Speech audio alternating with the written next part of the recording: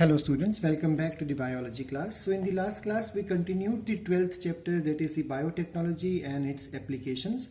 We learned about the use of biotechnology or application of biotechnology in the field of medical science. We learned that there are many types of recombinant therapeutics which do not induce unwanted immunological responses.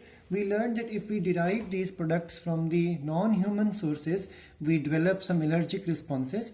So when biotechnology is used, because human derived genes are used, therefore there is hardly any unwanted immunological response because of the R proteins or because of the recombinant therapeutic drugs produced because of the biotechnology. We learned that there are 30 different such drugs approved worldwide, but only 12 of them are marketed presently in India. We did in detail the structure of genetically engineered insulin.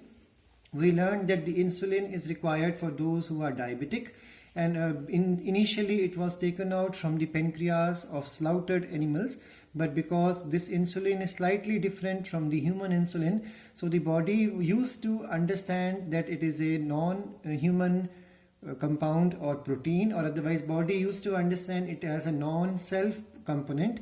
That's why allergic responses used to come in such patients. We learned in the last class that insulin is synthesized by the beta cells of isles of Langerhans, and this gene responsible for insulin synthesis is present on chromosome number 11. We learned that the chain A is made up of 21 amino acids, chain B is made up of 30 amino acids, together 21, and we learned that these are interconnected with the help of disulfide bridges, or what you call as the sulfur-sulfur linkages.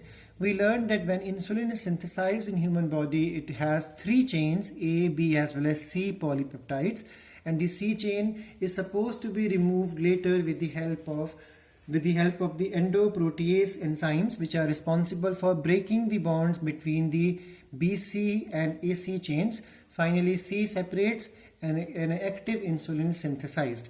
In 1983, Eli Lilly company, an American company, they synthesized 2 DNA sequences, each corresponding to the A polypeptide and B polypeptide, and they introduced these into the E. coli's plasmid, and then these E. coli plasmids, these E. coli were grown in the bioreactor, and we learned in the last class that when these bioreactor processing started, these E. coli synthesized good number of A chains and B chains. Finally, these chains were extracted from there, combined with the help of disulfide bonds, and this is how the first genetically engineered product for medical use was synthesized, which was named as Humulin. We did this diagram also from the NCERT in the last class. We understood even that insulin cannot be administered orally because it will undergo breakdown or digestion in the alimentary canal.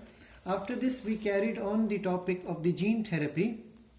We learned that if any technique of genetic engineering is used to replace the faulty genes by the normal, healthy, functional genes, it is called as gene therapy. It can be done in the embryonic situation, it can be done in the childhood or into an adult person, it can be done in the somatic cells, or it can be done in the germ lines. We learned that if it is done in the germ line, it is supposed to be done in the sperms, eggs, or otherwise the zygote. And if it is done in the somatic cells, it is done to the normal body cells of the human. And we understood the example of ADA deficiency, because the first attempt of gene therapy was done in 1990 on a 4-year-old girl, and she was deficient in ADA, adenosine deaminase enzyme. We learned in the last class that this enzyme is important for normal functioning of immune system, and this could slowly lead even to severe combined immunodeficiency, or SCID. We learned that the possible treatments for the ADA deficiency includes either the enzyme replacement therapy, in which the injections of enzymes are given to the patient. This is a temporary cure. We learned the other treatment possible is the modifications or transplantation in the bone marrow, in which the lymphocytes are picked up from the bone marrow and then they are cultured in the medium outside the human's body, and then the retrovirus is allowed to cause an infection, and it works like a disarmed pathogen vector and transfers the ADA cDNA. cDNA stands for the complementary DNA, and once this becomes a successful transfer of the cDNA into the lymphocytes, these lymphocytes are again re-injected into the patient's body. But we learned that even this method is a temporary method only. The next possibility is that if it is done at the embryonic stage, it could become a permanent cure. So this was the topics which we covered in the last class. Now today we are going to start with a new topic, and that is the molecular diagnosis, followed by the animals which have been made into transgenic animals, and we will learn about the ethical issues, and this chapter would be closed.